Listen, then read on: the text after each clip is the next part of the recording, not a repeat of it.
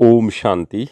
आज 5 जनवरी सन 2026 के सोमवार के प्रातः मीठी मीठी मधुवन मुरली के बाप दादा के मधुर ईश्वरीय महावाक्य सुनते हैं।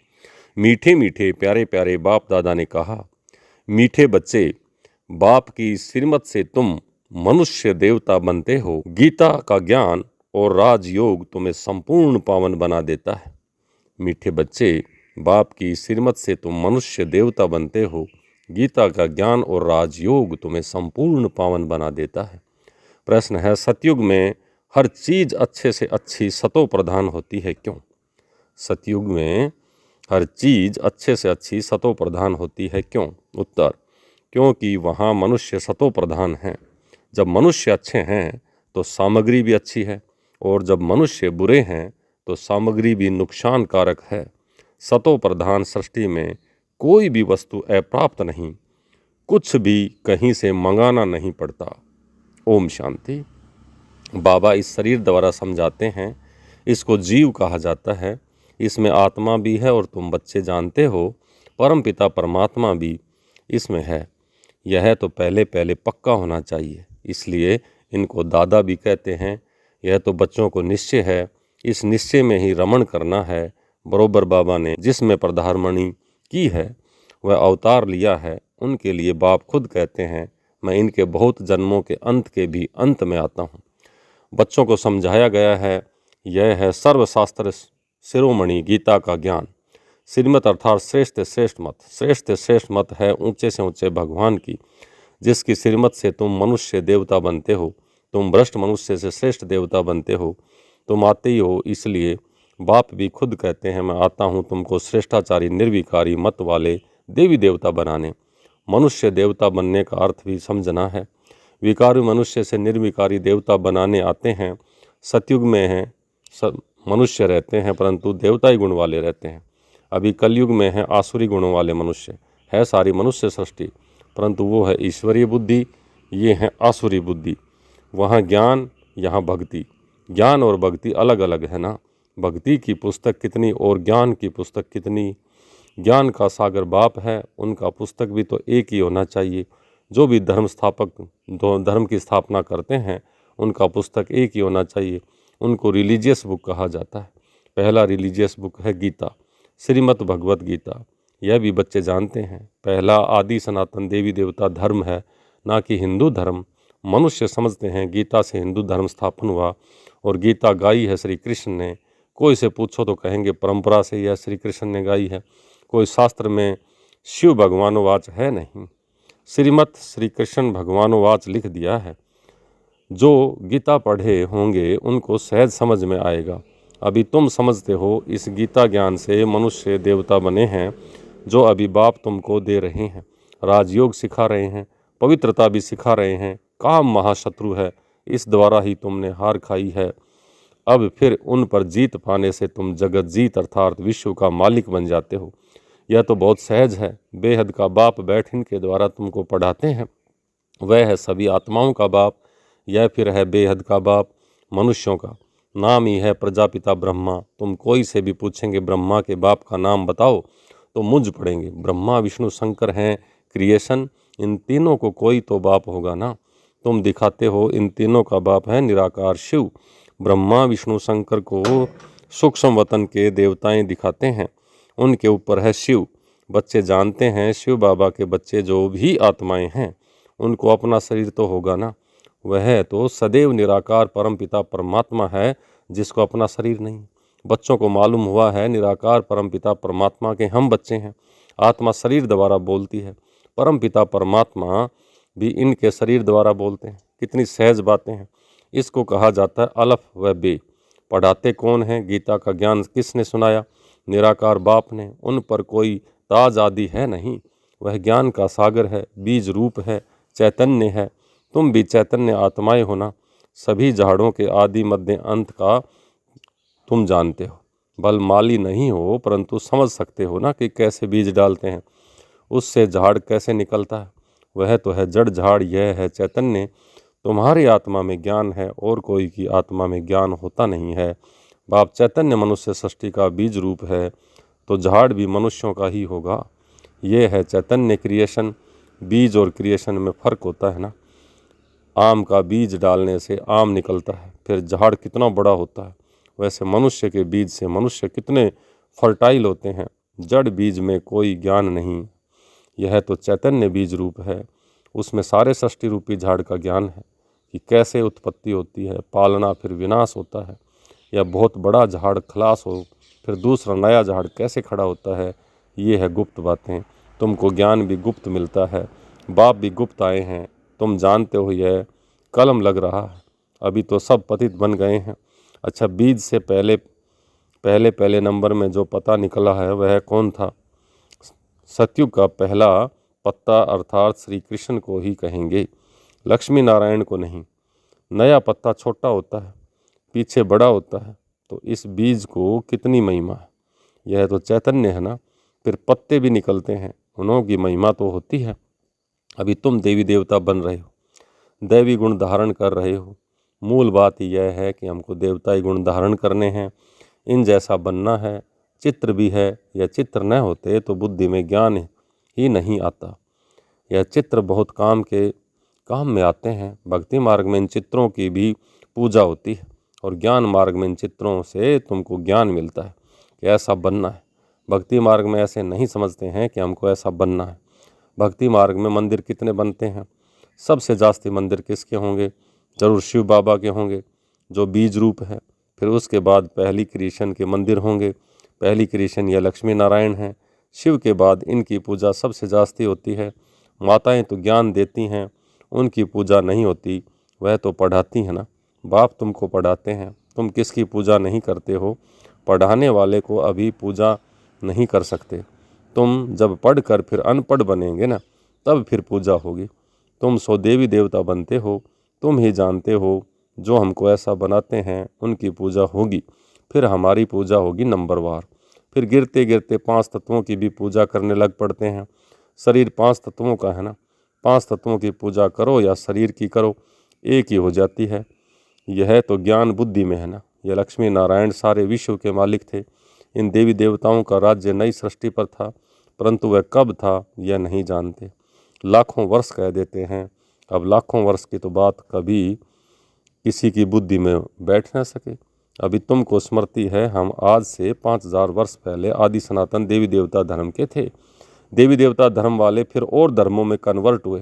हिंदू धर्म कह नहीं सकते, परंतु पतित होने के कारण फिर अपने को देवी देवता कहना शोभता नहीं है।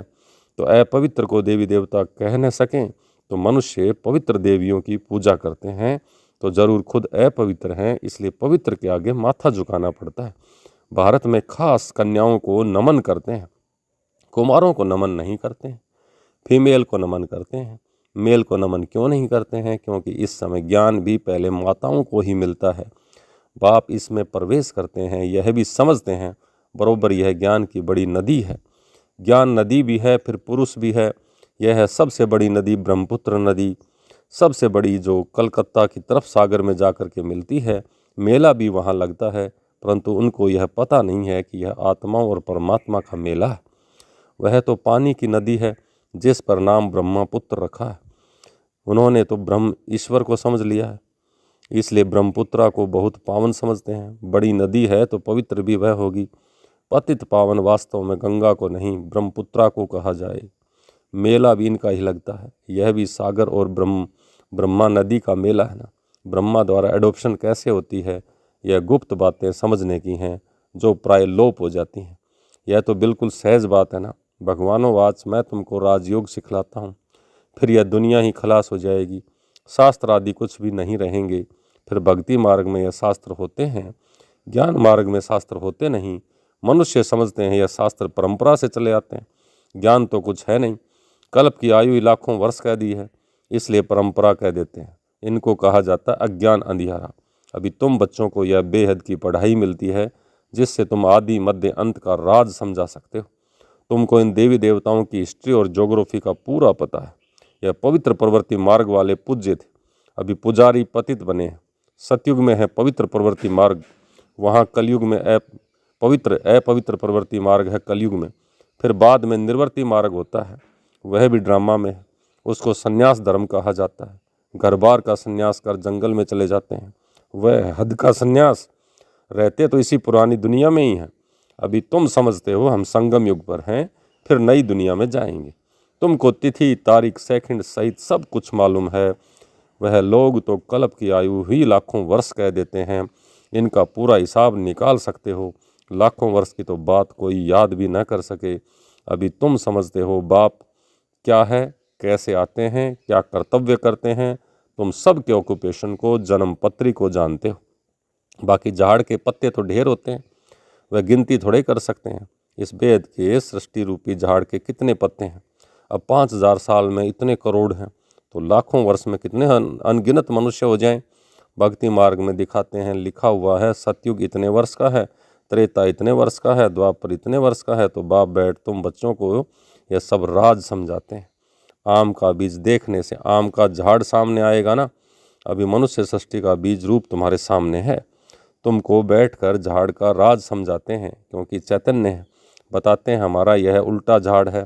तुम समझा सकते हो जो भी इस दुनिया में है जड़ व चैतन्य हूबहू रिपीट करेंगे।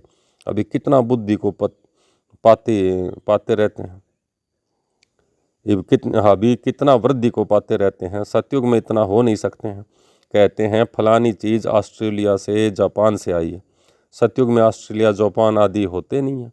ड्रामानुसार वहाँ की चीज़ यहाँ आती है।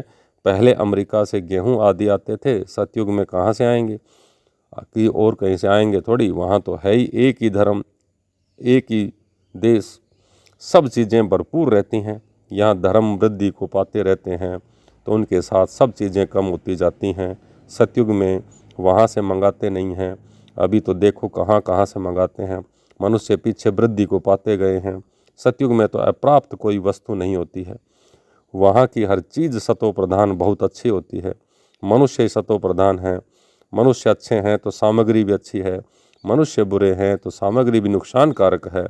साइंस की मुख्य चीज़ है एटॉमिक बम्स, जिससे इतना सारा विनाश होता है। कैसे बनाते होंगे, बनाने वाली आत्मा में पहले से ही ड्रामानुसार ज्ञान होगा। जब समय आता है तब उसमें वह ज्ञान इमर्ज हो जाता है। जिसमें सेंस होगी वही काम करेंगे और दूसरे को सिखाएंगे। कल्प कल्प जो पार्ट बजाया है वही बजता रहता है। अभी तुम कितने नॉलेजफुल बनते हो, इनसे जास्ती नॉलेज होती नहीं। तुम इस नॉलेज से देवता बन जाते हो। इससे ऊंच कोई नॉलेज है नहीं। वह है माया की नॉलेज, जिससे विनाश होता है। वह लोग साइंटिस्ट मून में जाते हैं, खोज करते हैं। तुम्हारे लिए कोई नई बात नहीं है। यह सब माया का पंप है, दिखावा है। बहुत शो करते हैं, आते डीपनेस से जाते हैं, अति डीपनेस में जाते हैं। बहुत ही बुद्धि को लड़ाते हैं। कुछ कमाल करके दिखावें। बहुत कमाल करने से फिर नुकसान हो जाता है। क्या क्या बनाते रहते हैं। बनाने वाले जानते हैं इनसे यह विनाश ही होगा। अच्छा, मीठे मीठे सिकल दे बच्चों प्रति मात पिता बाप दादा का याद प्यार और गुड मॉर्निंग। रूहानी बाप की रूहानी बच्चों को नमस्ते। हम रूहानी बच्चों की रूहानी बाप दादा को याद प्यार, गुड मॉर्निंग और नमस्ते। धारणा के लिए मुख्य सार, पहला, गुप्त ज्ञान का सिमरण कर हर्षित रहना है। देवताओं के चित्रों को सामने देखते उन्हें नमन वंदन करने की बजाय उन जैसा बनने के लिए देवताई गुण धारण करने हैं। दूसरा, सृष्टि के बीज रूप बाप और उनकी चैतन्य क्रिएशन को समझ नॉलेजफुल बनना है। इस नॉलेज से बढ़कर और कोई नॉलेज नहीं है। इसी नशे में रहना है। आज का वरदान, एक बाप दूसरा न कोई, एक बाप दूसरा न कोई। इस पाठ की स्मृति से एक रस स्थिति बनाने वाले श्रेष्ठ आत्मा भव है। एक बाप दूसरा न कोई, इस पाठ की स्मृति से एक रस स्थिति बनाने वाले श्रेष्ठ आत्मा भव है। एक बाप दूसरा न कोई, यह पाठ निरंतर याद हो तो स्थिति एक रस हो जाएगी। क्योंकि नॉलेज सब मिल गई है। अनेक पॉइंट्स हैं, लेकिन पॉइंट्स होते हुए भी पॉइंट्स रूप में रहें। यह है उस समय की कमाल, जिस समय कोई नीचे खींच रहा हो। कभी बात नीचे खींचेगी, कभी कोई व्यक्ति, कभी कोई चीज़, कभी वायुमंडल। यह तो होता ही रहेगा, लेकिन सेकंड में यह सब विस्तार समाप्त हो। एक रस स्थिति रहे तब कहेंगे श्रेष्ठ आत्मा भवय के वरदानी। आज का स्लोगन, नॉलेज की शक्ति धारणा कर लो, नॉलेज की शक्ति धारण कर लो तो विघ्न वार करने की बजाय हार खा लेंगे। नॉलेज की शक्ति धारण कर लो तो विघ्न वार करने की बजाय हार खा लेंगे। अव्यक्त इशारे, इस अव्यक्त मास में बंधन मुक्त रहे जीवन मुक्त स्थिति का अनुभव करो। अभी आप सब ऐसे मुक्त बन मास्टर मुक्तिदाता बनो जो सब आत्माएं प्रकृति भक्त मुक्त हो जाएं। अभी ब्रह्मा बाप इसी एक बात में डेट कॉन्शियस हैं कि मेरा एक एक बच्चा कब जीवन मुक्त बनेगा। ऐसे नहीं समझना कि अंत में जीवन मुक्त बनेंगे, नहीं। बहुत काल से जीवन मुक्त स्थिति का अभ्यास बहुत काल जीवन मुक्त राज्य भाग्य का अधिकार बनाएगा। बहुत काल जीवन मुक्त स्थिति का अभ्यास बहुत काल जीवन मुक्त राज्य भाग्य का अधिकारी बनाएगा। अच्छा, ओम शांति।